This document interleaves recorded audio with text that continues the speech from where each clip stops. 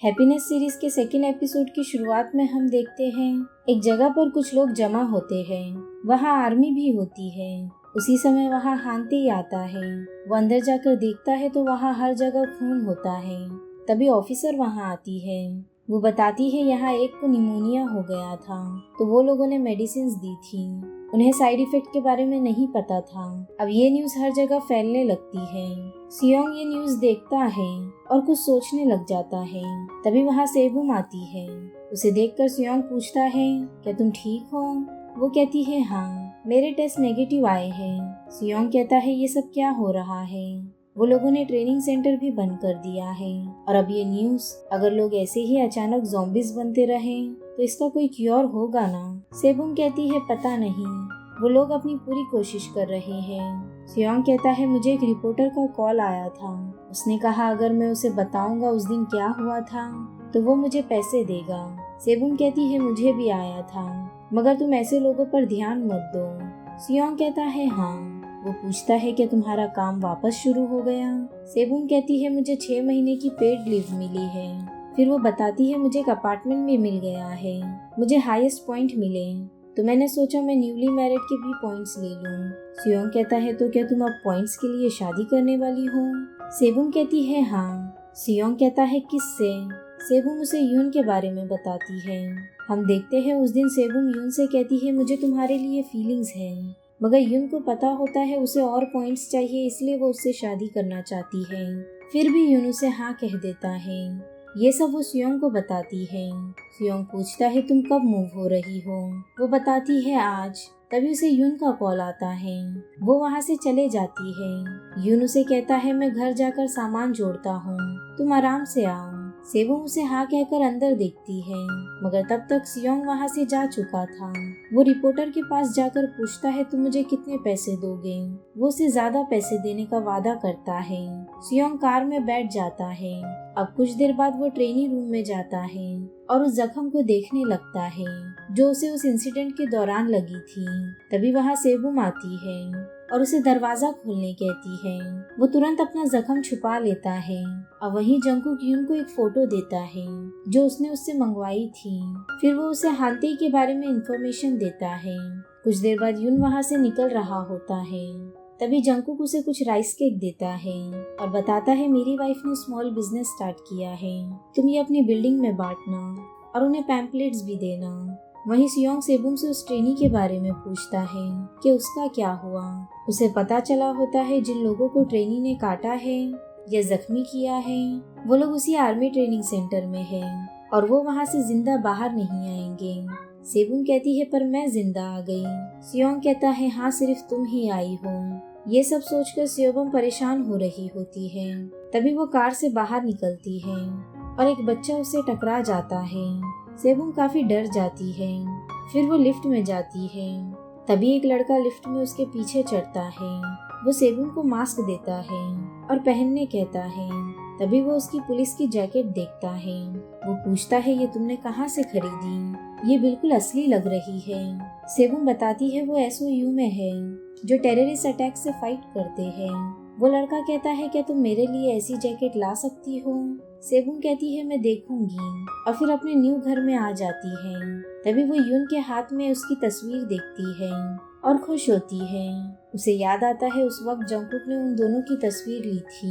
इसके बाद सेबुम यून को नूडल्स ऑर्डर करने कहती है और खुद पड़ोसियों से मिलने चली जाती है। वो अपने पड़ोसी का दरवाजा खटखटाती है और उसे राइस केक देती है। फिर वो 6th फ्लोर पर जाने लगती है, मगर वहाँ का दरवाजा नहीं खुलता। तभी ये बच्ची जिसका नाम सोया होता है वो आकर बताती है, ये फ्लोर का इमरजेंसी लॉक हमेशा बंद रहता है। वो जबरदस्ती दरवाजा खोलकर अंदर चली जाती है और एक रूम में राइस केक देती है जो कि एक लॉयर होता है। वो अंदर आते साथ उसे फेंक देता है। फिर सेबुम रूम नंबर 601 में जाती है। अंदर से उसे अजीब आवाजें आने लगती है। वो सुनने जाती है, तभी पीछे से उस घर की ओनर आ जाती है। सेबुम उसे राइस केक देकर वहाँ से चली जाती है। घर के अंदर आने के बाद वो दवाई खाती है जो बिल्कुल उसी ड्रग्स की तरह होती है। मिस्टर पार्क उसे लेकर किचन में चले जाता है। तभी बेड के नीचे से एक लड़की बाहर आती है। इसके बाद हम देखते हैं सेबुम और यून घर में होते हैं। सेबुम काफी खुश होती है क्योंकि उसके पास अब एक खुद का घर है। वो अपने घर को कैसा सजाना है वो सोचने लगती है। यून उसकी सारी बातों का हाँ में जवाब देता है और वो भी सेबुम के लिए बहुत खुश होता है। फिर वो दोनों बेडरूम में जाते हैं जहाँ दोनों के बेड अलग अलग होते हैं। यून कहता है डिस्ट्रिक्ट ऑफिस से कभी भी चेकिंग के लिए आ सकते हैं, तो क्या हमें इसे ज्वाइन कर देना चाहिए? सेबुम कहती है नहीं, ऐसे ही ठीक है। अब कुछ देर बाद वो दोनों अपने अपने बेड पर सो जाते हैं। दोनों आपस में पुराने दिनों को लेकर बातें कर रहे होते हैं। अचानक सेबुम अपने घर के बारे में बताने लगती है कि जब उसके मॉम डैड की लड़ाई होती थी तो वो घर से बाहर चली जाती थी और वैन में रात गुजारती थी। सेबुम कहती है मैं हमेशा से इसलिए अपना घर चाहती थी, मेरा घर सिर्फ मेरे लिए, और फाइनली मुझे मिल गया। ये सब बताते बताते वो सो जाती है। यून देखता है वो सो चुकी है। वो उसकी ब्लैंकेट सही करता है और फिर लाइट ऑफ करके खुद भी सो जाता है। आधी रात को सेबुम को उसके ट्रेनी का सपना आता है और वो डर से उठ जाती है। तभी उनके ऊपर वाले अपार्टमेंट से आवाज आने लगती है। यून कहता है क्या मैं ऊपर जाके बात करूं? सेबुम कहती है नहीं, सो जाओ। अब अगली सुबह यून को कॉल आता है। वो उठता है और फिर नीचे लॉबी में आता है। वहाँ हांती उसका इंतजार कर रहा होता है। यून कहता है तुम्हें सेबुम का और खून क्यों चाहिए? वो तो ठीक है। हांते कहता है ज्यादा टाइम नहीं लगेगा। फिर वो यून को बताता है मार्केट में ड्रग्स कलेक्ट कर लिए जाएंगे और फिर गवर्नमेंट उस इलीगली ड्रग्स सप्लाई करने वाले को पकड़कर सजा देगी। यून कहता है ये सब तुम मुझे क्यों बता रहे हो? हांते कहता है क्योंकि ये केस में हम दोनों मिलकर इन्वेस्टिगेशन करने वाले हैं। यून कहता है सॉरी पर मैं बिजी हूँ। तभी उसे अपने चीफ का कॉल आता है और वो चीफ उसे हांते के साथ मिलकर इन्वेस्टिगेशन करने कहता है। अब हांते यून को ट्रेनी का फोन देता है और उस ड्रग डीलर से मिलने कहता है। हांते उसे एक बैग भरकर पैसे देता है और इन्वेस्टिगेशन में यूज करने कहता है और फिर वो वहाँ से चले जाता है।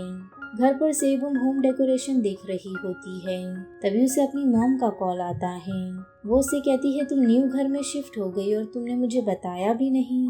फिर वो दोनों आपस में थोड़ी बातचीत करते हैं। वो उनसे कहती है मैं अपनी शादी की डेट फिक्स करके आपको कॉल करूंगी। ये कहकर वो फोन रख देती है। वो काम करने लगती है। उसी समय उसे ऊपर वाले अपार्टमेंट से फिर से आवाजें आने लगती हैं। सेबुम बाहर आती है। तभी वो वहाँ उस बच्ची को देखती है जो उस राइस केक के लिए थैंक यू कहती है। फिर वो ऊपर वाले अपार्टमेंट में जाती है। सोया भी उसके साथ होती है। सेबुम 601 के मालिक मिस्टर पार्क से कहती है मैं नीचे वाले अपार्टमेंट से आई हूँ। रात के समय भी आवाज आ रही थी और अभी भी आ रही है। क्या कंस्ट्रक्शन का काम चल रहा है? मिस्टर पार्क कहता है मैं कुछ फर्नीचर शिफ्ट कर रहा था। यह कहकर वो दरवाजा बंद कर देता है और सेबुम सोया के साथ वहाँ से चली जाती है। सोया बताती है उसके मॉम डैड घर पर नहीं रहते और वो ज्यादातर अकेले रहती है, इसलिए सेबुम सोया को लेकर जिम में जाती है और वहाँ अपना नाम लिखवाती है। मगर ट्रेनर कहता है ये जिम पब्लिक अपार्टमेंट वालों के लिए नहीं है। सेबुम उसे कहती है ठीक है और फिर बाहर गार्डन में आ जाती है और सोया के साथ वहाँ एक्सरसाइज करने लगती है। वहीं सियोंग ट्रेनिंग सेंटर में अपना जख्म देख रहा होता है। उसे अपनी वाइफ का कॉल आ रहा होता है मगर वो उसका एक भी कॉल नहीं उठाता। फिर वो कांच से अपना हाथ काट लेता है और उसे समझ नहीं आता उसे क्या करना चाहिए। कुछ देर बाद वो सेबुम को कॉल करके बताता है मुझे ट्रेनी का नाखून लग गया था, डर के मारे मैंने बताया नहीं। ये सुनकर सेबुम डर जाती है और तुरंत सियोंग के पास जाती है और उसे लेकर आर्मी बेस चली जाती है। आर्मी बेस जाने के बाद ऑफिसर उसे चेक करती है मगर सियोंग उसे वो जख्म बताता है जो उसने खुद कांच से काटा था। वो उसे अपना असली जख्म नहीं बताता। ऑफिसर कहती है ये जख्म देखकर लग नहीं रहा है ये सीरियस है, क्योंकि वो वायरस का जख्म डार्क रेड कलर का हो जाता है। ये सुनकर सियोंग घबरा जाता है। कुछ देर बाद ऑफिसर सेबुम के साथ चली जाती है। उसके जाने के बाद सियोंग खुद से ही कहता है मुझे कुछ नहीं होगा, मैं बस कुछ पैसे कमाऊंगा और यहाँ से चले जाऊंगा। वो अपना मास्क उतार देता है। वहीं ऑफिसर सेबुम का खून निकालती है। सेबुम उसे अपना बैग खोलने कहती है। ऑफिसर देखती है तो उसमें राइस केक होता है।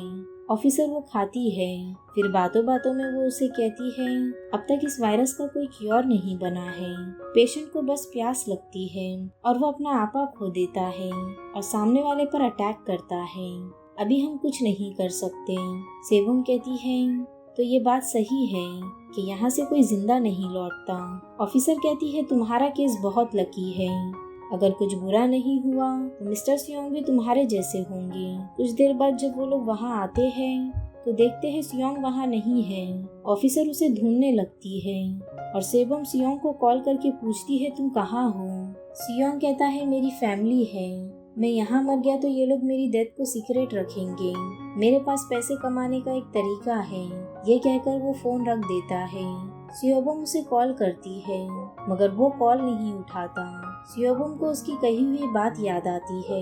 वो भागते हुए ऑफिसर के पास जाती है और पूछती है यहाँ के बाकी पेशेंट्स कहाँ हैं। ऑफिसर कहती है पेशेंट्स बढ़ने की वजह से हमें आधे लोगों को शिफ्ट करना पड़ा। सियोबम पूछती है कहाँ। ऑफिसर बताती है फ्रीजर ट्रक में। ये सुनकर सियोबम हैरान हो जाती है।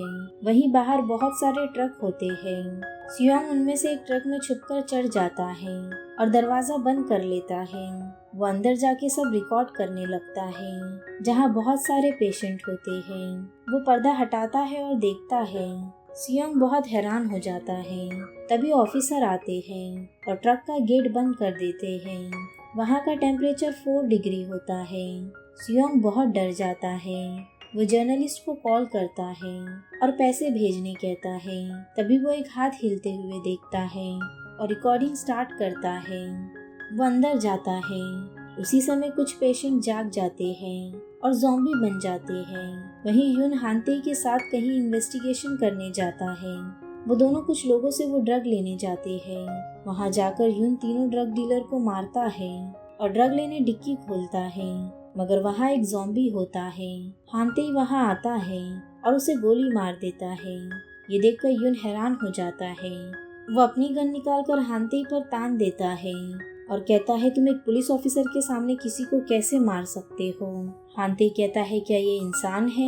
ये कहकर वो दूसरी तरफ चले जाता है और उस ड्रग डीलर पर पानी फेंकने लगता है। वो उसे ड्रग के बारे में पूछता है मगर वो आदमी नहीं बताता और उन पर हंसने लगता है। तभी हानते को कॉल आता है।